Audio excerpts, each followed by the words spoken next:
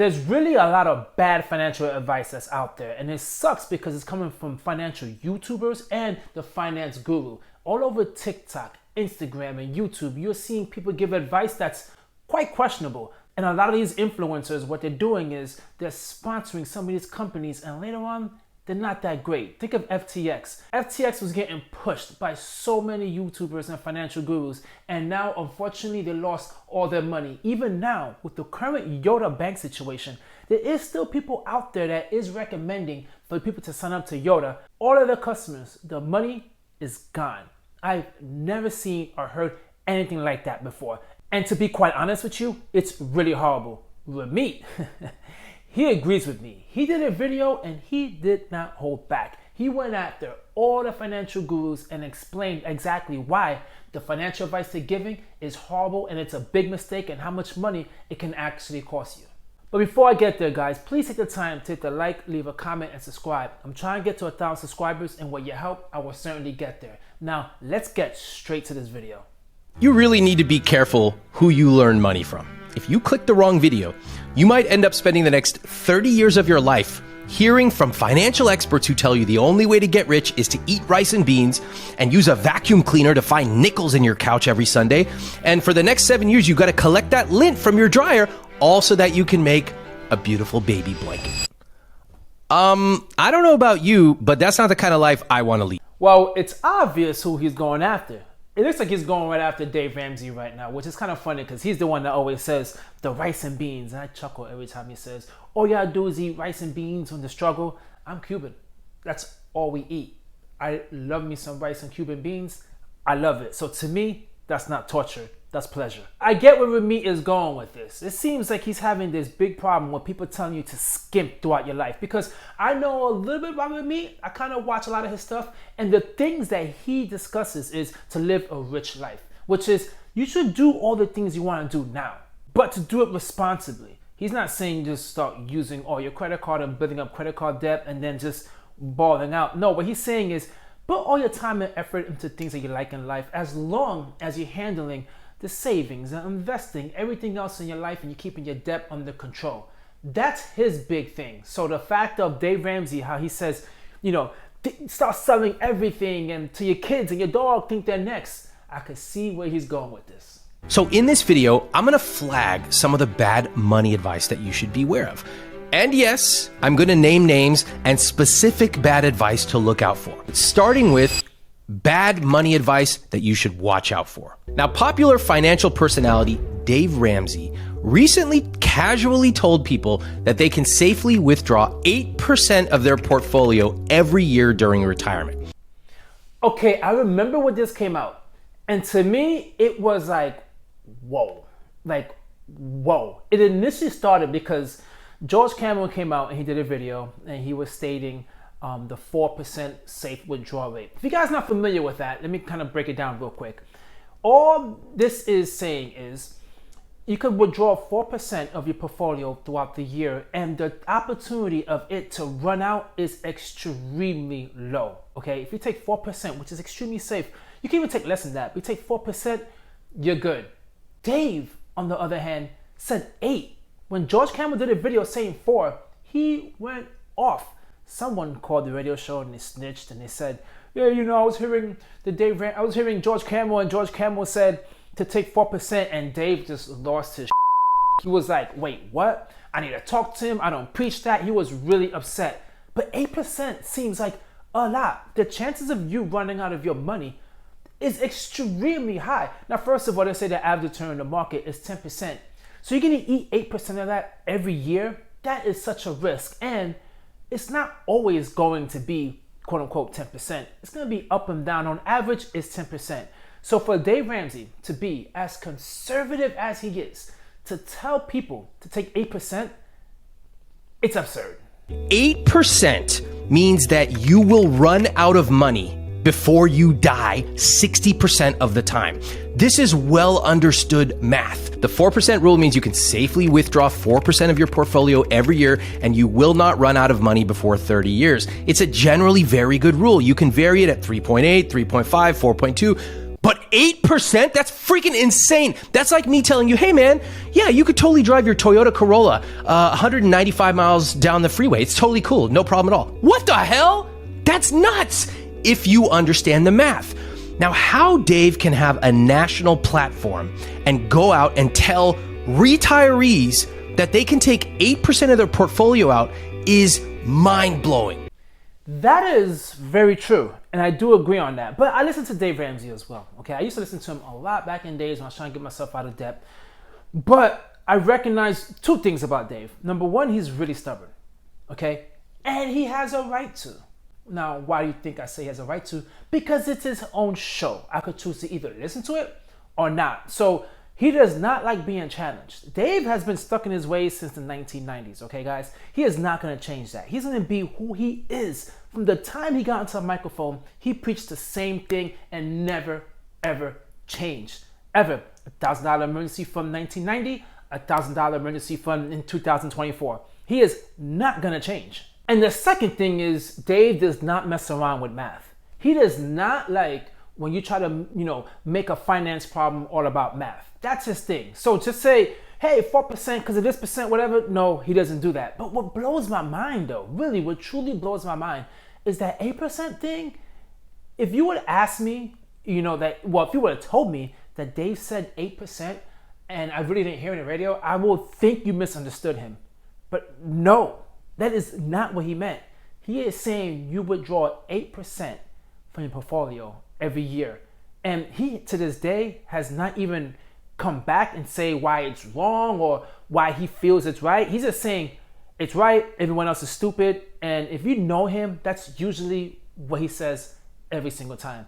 You're stupid, he's not. Millions of people got out of debt is what he always says, but this is not what the conversation is. The conversation is once you're out of debt and you're retired, how much money to withdraw.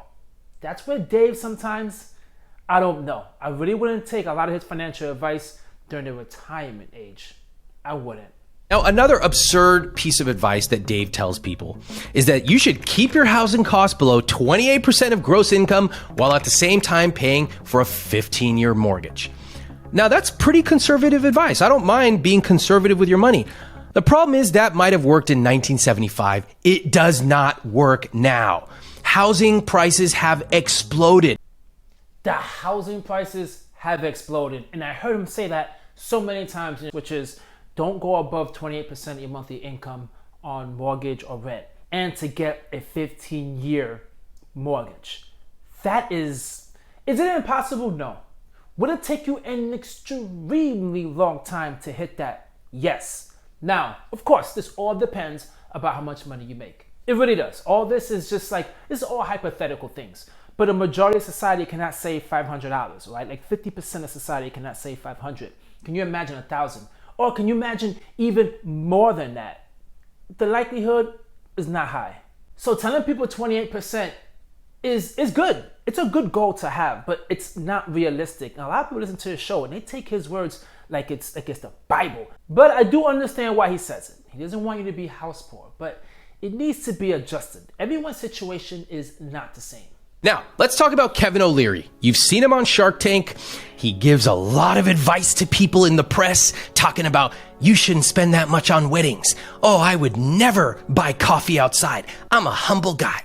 What makes me mad is the totally absurd advice that Kevin gives in the press, specifically where he blames young people doing that old Gen Z, Gen Y thing of, oh my God, it's avocado toast. It's really all their fault. He will literally tell people not to buy coffee, not to spend anything on a wedding, and he's literally wearing $6,000 plus custom Tom Ford suits. Look it up in the press. Okay, that's funny. But with me, on this part, I kind of deviate with you for a little bit because Olivia has so much money that him spending money on a suit, it doesn't matter. You can't expect him to be the most frugalist, minimalist person out there. He is not that guy. But I do agree. There's something about hearing someone tell you you should not buy a latte, that because that's the reason why you're not wealthy, is quite absurd. You would think a billionaire, if he is a billionaire, I'm not sure, he's multi-million, he's up there, is giving you advice, and the advice for you to get to a level where he's at and to have success is to stop drinking lattes. is absurd. It really is. A latte is not going to destroy your wealth. It isn't. It's going to destroy anything. Actually, if you drink a latte, you have more energy to do things, to produce more and more money. I mean, right? Isn't that the case of having coffee? We love having our coffee. Why? Number one, it tastes good. But number one, for the energy aspect, for us to continue working this second, third, fourth, fifth, whatever job, trying to get all this business ideas written on paper and then implemented to execute it, you need a latte. I've been in business for 20 years. And I'll just tell you right up front, you never saw me promote a crypto scam. Why is that? You never saw me telling people, take the one joy you have in the morning, something that represents essentially no effect on your overall financial picture, and stop it. Why is that? Why is that? Maybe it's because I actually understand how human psychology works. Or maybe I just want to be intellectually honest and tell you, look, if you want to buy the coffee, get the coffee. That's not going to make a big difference. But make sure that you are investing in low-cost, long-term funds. You know, he brings up a good point. That reminds me a lot. I love to go to the gym. I love to work out. People always ask me, how do you remain consistent?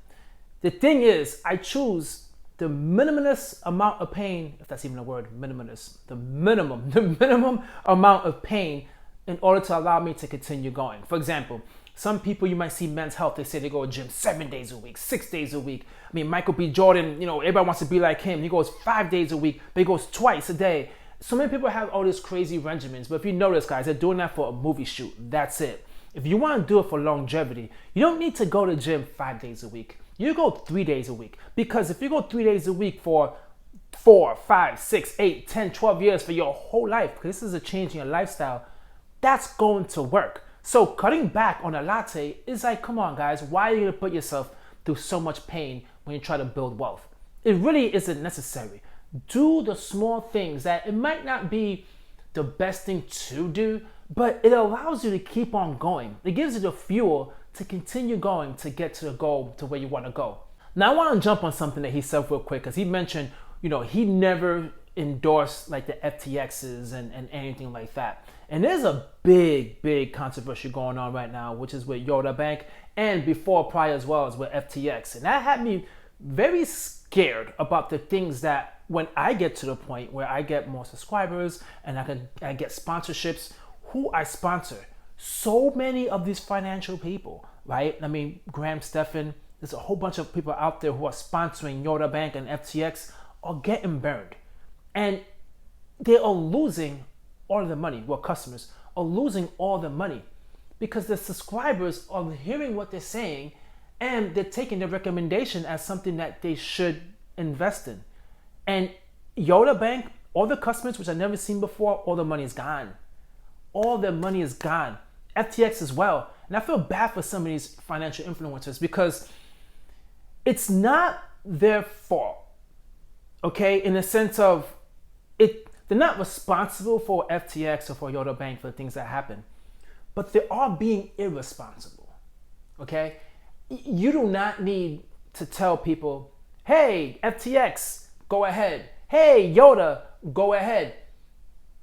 Nah, I would always, and I promise you guys this, in any video I do, I will always say what I think about it, okay? And I will always say you need to make your best decision based upon you, whether you want to do this or not. But I feel like that is just something I cannot sleep at night doing, is telling people to invest in a company and next thing you know, it's gone. That's it's gone. Well, I noticed though, a lot of people have Mint Mobile. I would say Mint Mobile, right? Because if Mint Mobile collapses, then okay, then you gotta switch a cell phone provider. But if a financial institution where you have your money, if they collapse, especially fintech, and Yoda Bank was not FDIC insured, I won't be able to sleep at night. On now to Robert Kiyosaki, who wrote the book Rich Dad, Poor Dad. Now, I want to say this. Chapter 1 of Rich Dad, Poor Dad is actually really good. It focuses on a different way to think about money. In other words, making your money work for you. And personally, that first chapter, I think is pure magic. I would encourage you to read it. But after you finish reading that first chapter, immediately stop. Don't even look at the first word of chapter 2. Put your hand over it, close it, get in your car, drive to the library immediately. I was going to tell you to donate it, but I really don't want you to subject other people to it. I don't know what to do with this. Yo, Ramit's on fire. I didn't know he was that much of a funny dude, but he's extremely hilarious. Now, Robert, I don't like him. I come out and say right now, I don't like him. He seems so distant and so cocky and so arrogant. His book, I read it as well a long, long time ago. It did inspire me and it did motivate me to, to learn more about finances and learning more about like assets and how important it is to have assets. But he is now just like lost his mind. Like everything I see on the internet, and recently I seen something where he stated he has $2 billion worth of debt. And he said stuff like this with like a smirk. He had $2 billion worth of debt. And he was like, well, if anything were to happen and, I'll go bankrupt, it's not my fault. It's the bank got to deal with it. Ha, ha, ha, ha, ha. That seems very right? It just seems like what? You willing to screw banks? Like, what did a bank do to you? The same bank that you said, oh, you know what? Screw them. They're the same banks that are giving you these loans. So without the banks giving you any of these loans, where would you be today?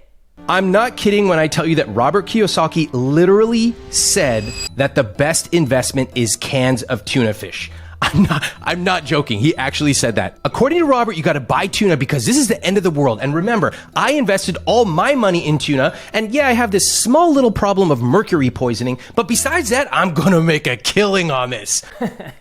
Ramit's on fire, man. But what he's saying in this video, guys, it's really important. You guys need to be very careful with what all these financial influencers are telling you to do, okay? You can take pieces of what everybody is saying and implement that in your own world, okay? Someone can say something that you just do not agree with, but you might agree with that one line that they said. There you go. You could take that line, implement that in your life to get financial freedom. You could do that. You don't have to listen to every single thing these people say, which it blew my mind. I just didn't know so many people in the Yoda Bank situation lost so much money, and they were saying they basically started investing. Now, I saw this in Coffeezilla. I'm not sure if he was just picking on someone, and there's someone is Stephan, but they were saying that they made that decision based upon what Graham said, which is really unfortunate. Well, guys, thanks for sticking around to the end of the video. Please, once again, if you really enjoyed it, hit the like, which you did if you stuck around to the end. Hit the like, leave a comment, and subscribe. Try and get to 1,000 subscribers, and with your help, I will get there soon, hopefully. Catch you guys in my next video. Peace.